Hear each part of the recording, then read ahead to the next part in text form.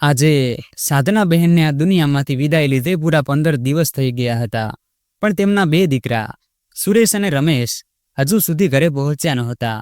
ખેતરની પાળ પર એકલા બેઠેલા શ્યામલાલજીનું મન એક જ વાતથી ભાંગી પડતું હતું. શું મારા પોતાના દીકરાઓ પણ આટલા નિર્દય અને સ્વાર્થી થઈ શકે છે?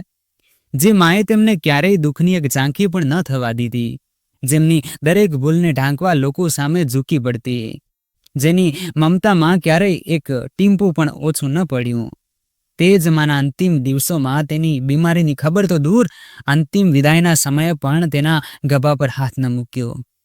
મોટો દીકરો સુરેશ તો એકદમ સ્પષ્ટ હતો. તેણે પોતાની લાચારીની વાત કરી દીધી. પિતાજી, મારે તો કંપનીના ફાયદા માટે વિદેશ જવું જરૂરી છે. મમ્મીની બીમારી કરતાં મને આ વધુ મહત્વનું લાગે છે. નાનો દીકરો રમેશ પણ કંઈ પાછળ નહોતો. તેણે ઠંડા દિલે કહી દીધું, પિતાજી, મારી પાસે રજાઓ જ નથી. જે થોડી બચી છે તે હું 2 મહિના પછી મારા નવા ઘરના કામ માટે રાખીશ. હું ન આવી શકું.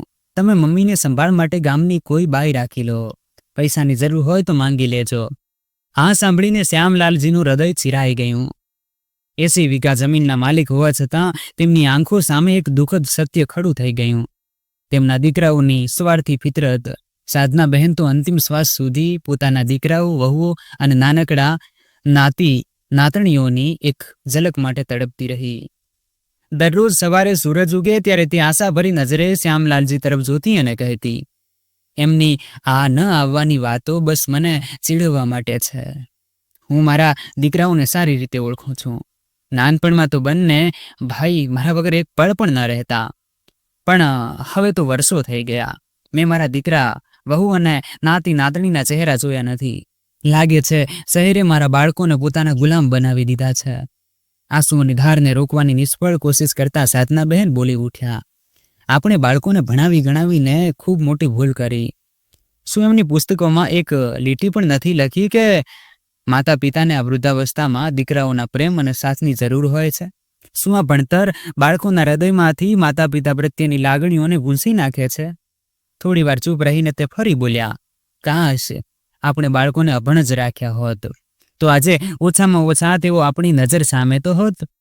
શ્યામલાલજી અને સાધના બહેનના જીવનની શરૂઆત ખૂબ સાદી હતી. ગામના આ નાનકડા ઘરમાં બંનેએ સપનાઓની દુનિયા ગોઠવી હતી. સુરેશ અને રમેશ જ્યારે નાના હતા ત્યારે આ ઘરમાં હાસ્યના ગુંજનો ગુંજતા. સાધના બહેન રોજ સવારે ઉઠીને બાળકો માટે ગરમ રોટલા બનાવતા અને શ્યામલાલજી ખેતરમાંથી લાવેલી તાજી શાકભાજીઓ ઘરમાં ભરી દેતા. બંને ભાઈઓ નાનપણમાં ખેતરની પાળ પર દોડતા, ગામના તળાવમાં માછલા પકડવાની શરતો લગાવતા અને સાંજે માની ખોળામાં બેસીને ગુલાબજામુનની માંગણી કરતા. યાદ છે શ્યામલાલ, જ્યારે સુરેશે પહેલી વાર ખેતરમાં હળ ચલાવવાનો પ્રયત્ન કર્યો હતો? સાધના બહેન એક દિવસ બબડતા બોલ્યા અને રમેશ તો એટલો હઠીલો હતો કે ગાયનું દૂધ કાઢવા જતા એને લાત મારી દીધી હતી. શ્યામલાલજી હસી પડ્યા, પણ તે હાસ્યમાં એક ઝાંખી દુઃખની લાગણી પણ સંતાઈ ગઈ હતી. હા સાધના, એ દિવસો કેવા સોનાના હતા.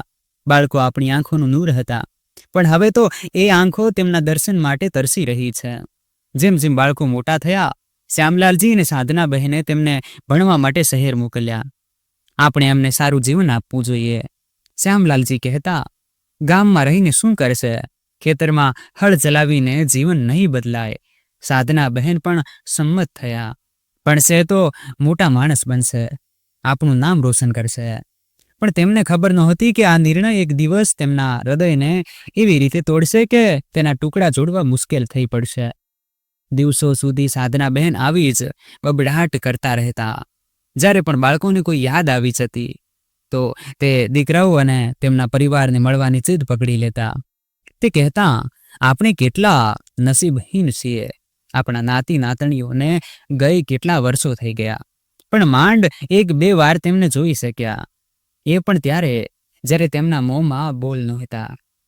મારી તો તેમની સાથે વાત કરવાની ઈચ્છા પણ અધૂરી રહી જશે. હું કેટલી લાચાર છું.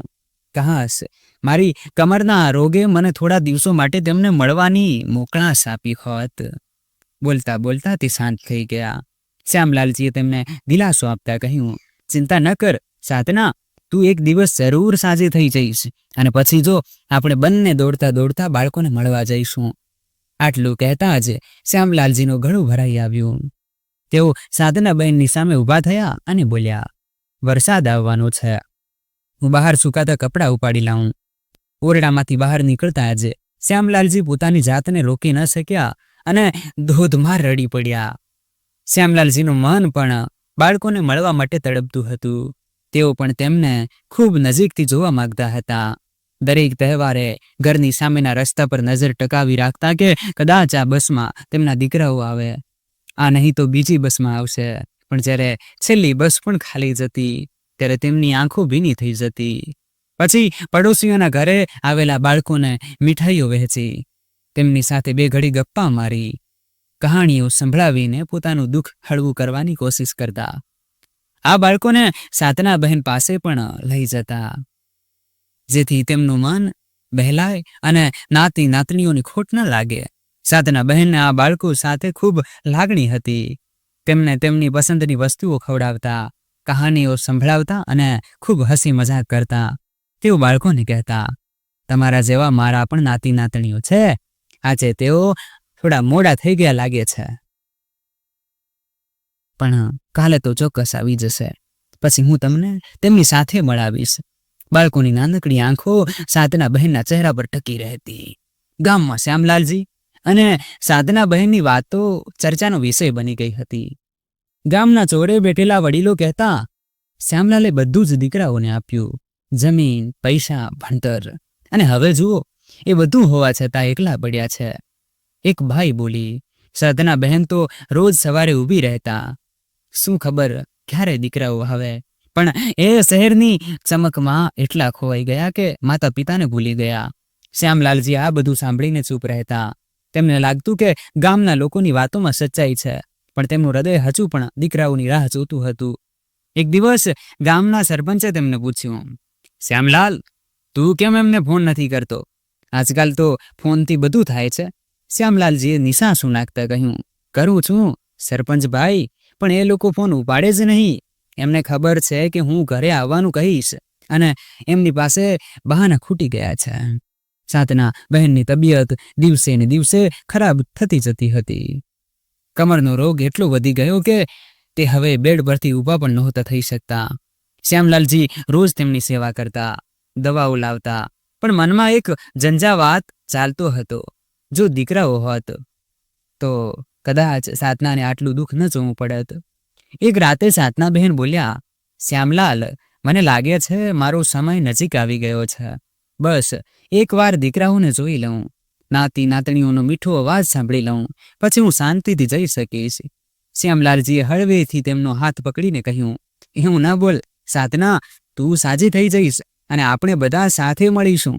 બીજી તરફ સુરેશ અને રમેશ શહેરમાં પોતાની દુનિયા બનાવી રહ્યા હતા. સુરેશ એક મોટી કંપનીમાં ઊંચા હોદ્દે હતો. તેની પત્ની રીટા શહેરની ચમકદમકમાં ખોવાઈ ગઈ હતી. ગામમાં જઈને શું કરીશું? તે રોજ સુરેશને કહેતી, ત્યાં ન તો એસી છે, ન તો ઇન્ટરનેટ. આપણા બાળકોને ત્યાં ગમશે નહીં. સુરેશ પણ સંમત થતો. હા રીટા બરાબર કહે છે, અને મારી પાસે રજાઓ પણ નથી. કંપનીનું એક પ્રોજેક્ટ પૂરું થયું કે તરત બીજું શરૂ થઈ જાય છે. રમેશે પણ પોતાનું નવું ઘર બનાવવાનું શરૂ કર્યું હતું. તેની પત્ની સોનલ નવા ફર્નિચર અને ડેકોરેશનની ખરીદીમાં વ્યસ્ત હતી. ગામમાં જવાનો સમય નથી, રમેશ કહેતો, અને પિતાજીએ તો બાઈ રાખી લીધી હશે, આપણે પૈસા મોકલી દઈશું એટલે પૂરું. બંને ભાઈઓએ ધીમે ધીમે ગામની યાદોને ભૂલી દીધી. શહેરની ભાગદોડમાં તેમના માતા પિતાની ચિંતા ક્યાંય ખોવાઈ ગઈ હતી. એક દિવસ સુરેશના ઘરે ફોન આવ્યો. ગામના એક પાડોશીએ કહ્યું, સુરેશ, તારી મમ્મીની તબિયત બહુ ખરાબ છે, એકવાર આવી જા. સુરેશે ઠંડો જવાબ આપ્યો, હું જોઈશ, હમણાં બહુ કામ છે. રીટાએ પૂછ્યું, કોણ હતું? સુરેશે કહ્યું, ગામથી કોઈ હતું, મમ્મીની તબિયત ખરાબ છે એમ કહે છે. રીટાએ નાક ચડાવીને કહ્યું, ફરી એ જ નાટક, ગયા વખતે પણ એવું જ કહ્યું હતું, અને તું ગયો ત્યારે કંઈ નહોતું. સુરેશે ફોન બંધ કરી દીધો અને કામમાં લાગી ગયો. શ્યામલાલજી કહેતા, આપણે બંને ખૂબ નસીબહીન છીએ. દીકરા, વહુ અને નાતી નાતણીનો સુખ ક્યારેય નસીબમાં નથી આવ્યો. તેમને ખોળામાં રમાડવાની, તેમની મીઠી વાતો સાંભળવાની ઈચ્છા અધૂરી જ રહી. સાધના બહેન તેમને હિંમત આપતા કહેતા, તમે બેકારની વાતો દિલમાં લાવો છો.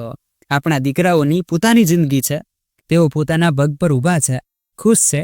આપણે તેમની ખુશીમાં જ આપણો આનંદ શોધવો જોઈએ. ગામમાં બોલાવીને શા માટે તેમની પ્રગતિમાં અડચણ ઊભી કરીએ? પણ શ્યામલાલજી ગુસ્સે ભરાઈને બોલી ઉઠ્યા, ના સાધના, તું નહીં સમજે. એવી પ્રગતિ કામની નથી જે દીકરાઓને તેમના માતા પિતાને ભૂલાવી દે. આ કેવી પ્રગતિ છે? કંઈ નહીં, જ્યારે તેમનું મન થશે ત્યારે આવશે. હવે આપણે શું કરી શકીએ? નહીં તો દાદા દાદીનો અવાજ સાંભળવા મારા કાન પણ તરસી ગયા છે. આખો દિવસ આ ઘર સૂનું સૂનું લાગે છે. ખબર નહીં આ ઘરમાં ક્યારેય પરિવારના પગલાંનો અવાજ ગૂંજશે કે નહીં, અને ખબર નહીં ત્યાં સુધી હું હસું પણ કે નહીં. એક વાર આવી જતા તો આ જિંદગીનો છેલ્લો શ્વાસ પણ હું આનંદથી કાઢી લેત. પણ એ દિવસ ક્યારે આવશે? બોલતા બોલતા સાધના બહેનના ચહેરા પર ગમગીની છાઈ ગઈ. શ્યામલાલજીએ કહ્યું, શા માટે નહીં આવે? જરૂર આવશે, તું હિંમત રાખ. તેઓ આપણને મળવા જરૂર આવશે. મેં તેમની સાથે વાત કરી હતી. આટલું કહેતા જ તેમની આંખો ભરાઈ આવી. આ તો ફક્ત સાધના બહેનને દિલાસો આપવાની નાનકડી કોશિશ હતી, પણ સાધના બહેનને બધું ખબર હતું. છેલ્લા 1 અઠવાડિયાથી શ્યામલાલજી બંને દીકરાઓને ફોન કરતા હતા, પણ તેઓ ફોન ઉપાડતા જ નહોતા. કારણ સ્પષ્ટ હતું. તેમને ખબર હતી કે પિતા ઘરે આવવાનું કહેશે, બીમાર માની વાત કરશે, અને તેમની પાસે જવાબ નહીં હોય. ફરી નવું બહાનું શોધવું પડે. આજે શ્યામલાલજીએ ફરી ફોન લગાવ્યો. આ વખતે સુરેશે ફોન ઉપાડ્યો. શ્યામલાલજીએ હળવેથી પૂછ્યું, બેટા, ઘરે ક્યારે આવે છે? તારી મમ્મીની તબિયત હવે બહુ ખરાબ છે. તે તમને બધાને એકવાર મળવા માંગે છે. થોડો સમય કાઢીને પરિવાર સાથે આવી જા. સુરેશે ઠંડો જવાબ આપ્યો, પિતાજી, હમણાં તો સમય જ નથી, પણ કોશિશ કરીશ. પાક્કું ના કહી શકું. આ સાંભળીને શ્યામલાલજીની આંખો ફરી ભીની થઈ ગઈ. આ વખતે તેમણે કંઈ ન કહ્યું અને ચૂપચાપ ફોન મૂકી દીધો. સાધના બહેન શ્યામલાલજીનો ચહેરો વાંચી ગયા. તે બોલ્યા, ઉદાસ ન થાઓ, કંઈ નહીં. હવે આપણે કોઈના સહારાની આશા છોડી દેવી જોઈએ. આપણે બંને એકબીજાના સુખ દુઃખ વહેંચી લઈએ, જેમ અત્યાર સુધી કરતા આવ્યા છીએ. કદાચ આપણા નસીબમાં જ આવું લખ્યું હશે. શ્યામલાલજીએ કંઈ જવાબ ન આપ્યો. બસ ઘરના એક અંધારા ખૂણા તરફ ઘણીવાર સુધી ટગર ટગર જોતા રહ્યા. જ્યારે પણ બાળકોની વાત નીકળતી ત્યારે આ બંને વચ્ચેની ચર્ચા દુઃખના ઊંડા દરિયામાં ડૂબી જતી. દિવસો આમ જ ચૂપચાપ પસાર થતા રહ્યા. એક રાતે સાધનાબહેન સૂઈ ગયા અને સવારે ઉઠ્યા જ નહીં. તેમણે હંમેશ માટે આંખો મીચી લીધી. શ્યામલાલજી માટે આ એક વજઘાત હતો. સાધના બહેનની વિદાયે તેમને અંદરથી તૂટી નાખ્યા. તે જ તો તેમના સુખ દુઃખનો એકમાત્ર આધાર હતા. બંને દંપતી પોતાના ગમને વેચીને નાની નાની ખુશીઓ શોધતા હતા. કામ માટે તો એક બાઈ રાખી હતી, પણ જિંદગીના આ છેલ્લા તબક્કામાં કામ નહીં, સાથની જરૂર હોય છે. આજે શ્યામલાલજીને યાદ આવ્યું. 3 વર્ષ પહેલા જ્યારે સુરેશ અને રમેશ ગામ આવ્યા હતા ત્યારે તેમણે સાથે ચાલવાની વાત કરી હતી, પણ રમેશે કહ્યું હતું, પિતાજી, આટલી જમીન અહીં કોઈના ભરોસે છોડીશું તો બરબાદ થઈ જશે. તમારું અહીં રહેવું જરૂરી છે. સુરેશે પણ સાથ આપતા કહ્યું, રમેશ સાચું કહે છે.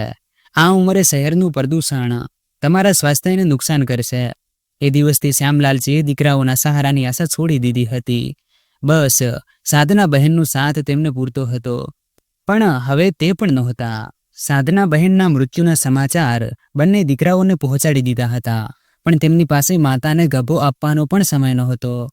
શ્યામલાલજીએ ગામના લોકોની મદદથી સાધના બહેનના અંતિમ સંસ્કાર કર્યા. ગામના લોકો આખી રાત તેમની સાથે બેઠા, પણ શ્યામલાલજીનું મન એક જ વાતથી ભારે થઈ ગયું. જે દીકરાઓ માટે તેમણે જીવન ખર્ચી નાખ્યું, તેઓ આજે અહીં નથી. રાતના શાંત વાતાવરણમાં તેમની આંખોમાંથી આંસુની ધારા વહેતી રહી, અને હૃદયમાં એક જ પ્રશ્ન ગુંજતો રહ્યો, શું આ જ એમની કિંમત હતી? સાધના બહેનની વિદાય પછી શ્યામલાલજી એકદમ એકલા પડી ગયા. ઘરની દરેક દિવાલ તેમને સાધના બહેનની યાદ અપાવતી. ખેતરમાં જવાનું પણ ઓછું થઈ ગયું. ગામના લોકો રોજ આવીને હાલચાલ પૂછતા, પણ શ્યામલાલજીનું મન હવે ખાલી થઈ ગયું હતું. તેઓ રોજ સાંજે ખેતરની પાળ પર બેસીને આકાશ તરફ જોતા, જાણે સૂરજની સાથે તેમની આશાઓ પણ ડૂબી જતી હોય. ક્યારેક તો દીકરાઓ આવશે. આ આશાએ તેમને ખેતરની પાળ પર બેસાડી રાખ્યા. આજે 15 દિવસ થઈ ગયા. સૂરજ ઊંડી ખાઈમાં ડૂબી ગયો હતો. તેમની આશાનો એક ટેકો ફરી તૂટી ગયો. લાકડીના સહારે ઊભા થયા અને ધ્રુજતા પગે ધીમે ધીમે ઘર તરફ ચાલવા લાગ્યા. 2 દિવસ પછી શ્યામલાલજીનું પણ દેહાંત થયું. ગામના લોકોએ જણાવ્યું કે તેમને છેલ્લી રાતે એક ચિઠ્ઠી લખી હતી અને ગામના વડીલોને કહ્યું હતું કે તે દીકરાઓને આપવી.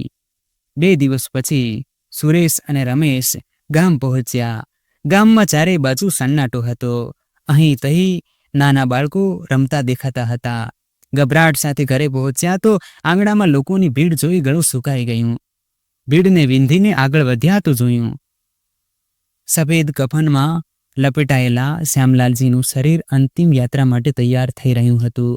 કઈ બોલે તે પહેલા ગામના એક વડીલ આગળ આવ્યા અને એક ચિઠ્ઠી આપતા બોલ્યા, શ્યામલાલજીએ કહ્યું હતું કે તમે ઘરે આવો ત્યારે આ વાંચજો અને તેમની છેલ્લી ઈચ્છા હતી કે તમે તેમને મુખાગ્નિ ન આપો. આશા છે તમે તેનું સન્માન કરશો. આ સાંભળીને બંને ભાઈઓ સ્તબ્ધ થઈ ગયા. ગામ લોકોની ગુસ્સાભરી નજરોનો સામનો કરવો મુશ્કેલ બની ગયો. સુરેશના ઈશારે રમેશ તેની પાછળ એક ખૂણામાં ગયો.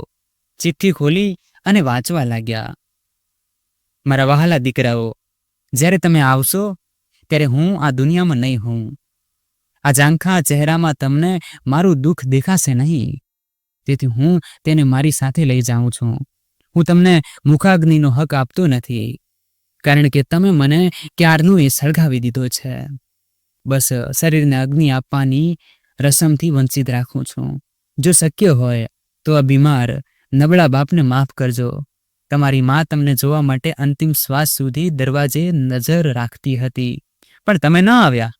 જે માએ તમને હંમેશા દુષ્ટ નજરથી બચાવ્યા, મારી સાથે ઝઘડીને તમારી ઈચ્છાઓ પૂરી કરી, તેનો હાલ પૂછવું તો દૂર, તેના અંતિમ સંસ્કાર માટે પણ તમારી પાસે વેળા નહોતી. માના ગયા પછી મને તમારા સહારાની આશા હતી. કેટલાય સંદેશા મોકલ્યા, પણ તમે ન આવ્યા. આને હું નસીબની રમત કહું કે મારા સંસ્કારો પર શંકા કરું, ખબર નથી. પણ હવે લાગે છે નાના માટે રિશ્તાઓનું લોહી વહાવવું સામાન્ય થઈ ગયું છે. પણ યાદ રાખજો, આખરે માણસ થાકીને એ જ તૂટેલા રિશ્તાઓમાં શાંતિ શોધે છે. મેં આ જમીન અને જૂનું ઘર વૃદ્ધાશ્રમને દાનમાં આપી દીધા છે. મને ડર હતો કે જે દીકરાઓ માતા પિતાને સંભાળ ન રાખી શક્યા તે આ જમીનને પણ કોઈના ભરોસે છોડી દેશે કે વેચી નાખશે. આ ડરથી મેં આ પગલું ભર્યું. જાણું છું આ નિર્ણય તમને માફી લાયક નહીં લાગે, તેથી માફી નથી માંગતો, પણ એટલું કહીશ કે આ ગામમાં રહેવાનું વિચારશો પણ નહીં. હું નથી ઈચ્છતો કે તમારા જેવી સંતાન અહીં રહીને બીજા કોઈ શ્યામલાલની જિંદગી બરબાદ કરે. મેં મારી જિંદગીના છેલ્લા દિવસો દુઃખ અને કષ્ટમાં કાઢ્યા, પણ તમારા માટે દુઆ માંગુ છું કે તમને આ દિવસ ન જોવા પડે. અને મારા માટે ભગવાન પાસે એક જ માગણી છે, આગલા જન્મમાં મને સંતાન ન આપે. આ જન્મમાં સંતાનના સુખથી મારું મન ભરાઈ ગયું છે. મારી વાતનો ખોટો અર્થ ન લેશો. કદાચ આ બાપ એકલતાના દુઃખમાં પાગલ થઈ ગયો હશે. મારો છેલ્લો પ્રણામ. તમારો નસીબહીન બાપ, શ્યામલાલ. ચિઠ્ઠી વાંચીને સુરેશ અને રમેશના ચહેરા પર ગુસ્સો, દુઃખ અને શરમની લાગણીઓ ઘેરાઈ ગઈ. ગુસ્સામાં ચિઠ્ઠીના ટુકડા કરી નાખ્યા અને એકબીજાને ભેટીને ધ્રુસકે ધ્રુસકે રડવા લાગ્યા. આંગણામાં ગયા તો ખાલી જગ્યા જોઈ. બધા શ્યામલાલની અંતિમ યાત્રામાં જઈ ચૂક્યા હતા. બંને ભાઈઓ ખાલી આંગણામાં બેસીને રડતા રહ્યા, પોતાના કર્મોની આગમાં બળતા રહ્યા. આજે ઈચ્છા હોવા છતાં તેઓ પિતાની અંતિમ યાત્રામાં સામેલ ન થઈ શક્યા. જેમ જેમ શ્યામલાલજીની અંતિમ યાત્રા ગામના રસ્તા ઉપર આગળ વધતી હતી, ગામના લોકોમાં એક ગુસ્સો ભભૂકી રહ્યો હતો. આવા દીકરાઓએ તો માતા પિતાને જીવતા જ ભૂલી દીધા, એક વડીલ બોલી ઉઠ્યા. બીજી તરફ સુરેશ અને રમેશ ઘરના ખૂણામાં બેસીને રડતા હતા. ત્યારે ગામનો એક નાનો છોકરો આવ્યો અને બોલ્યો, દાદાજીએ તમારા માટે કંઈક છોડ્યું છે. બંને ભાઈઓએ ગભરાટથી એકબીજા સામે જોયું. છોકરાએ એક જૂનું લાકડાનું ડબ્બું વાપ્યું. ડબ્બું ખોલતા જ તેમની આંખો ફાટી ગઈ. અંદર હતી એક નાની ચોપડી, જેમાં શ્યામલાલજીએ પોતાના હાથે લખેલી દરેક યાદગીરી હતી. સુરેશનો પહેલો દિવસ શાળાએ, રમેશની પહેલી સાયકલ, તેમની નાનપણની શરારતો અને સાધના બહેનની મમતા. છેલ્લે લખ્યું હતું, મારા દીકરાઓ, તમે મને ભૂલી ગયા, પણ હું તમને ક્યારેય નહોતો ભૂલ્યો. આ યાદો મારી સાથે રહી અને હવે તમારી પાસે આવી. આ ચોપડી વાંચતા બંને ભાઈઓના હૃદયમાં પસ્તાવાની આગ ભડકી ઉઠી. આપણે શું ગુમાવ્યું? સુરેશ ધ્રુસકે બોલ્યો. રમેશે રડતા રડતા કહ્યું, આપણે નાણાં અને શહેરની ચમક પાછળ દોડીને આપણા માતા પિતાને ગુમાવી દીધા. તે રાતે ગામની શાંતિમાં બંને ભાઈઓના રુદનનો અવાજ ગુંજતો રહ્યો, પણ હવે તેમની પાસે પસ્તાવા સિવાય કંઈ નહોતું બચ્યું. જે સંબંધોને તમે નજરઅંદાજ કરો છો, એ જ રિશ્તાઓ એક દિવસ તમને પોતાની ખોટની આગમાં બાળી નાખે છે, અને તે દિવસે પસ્તાવા સિવાય કોઈ રસ્તો નથી બચતો. તો મિત્રો, આ વાર્તા તમને કેવી લાગી? તમારા વિચારો કમેન્ટમાં જરૂર જણાવજો અને આપણી ચેનલ દિનેશ વોઇસ ગુજરાતીને સબસ્ક્રાઇબ જરૂર કરજો. ધન્યવાદ.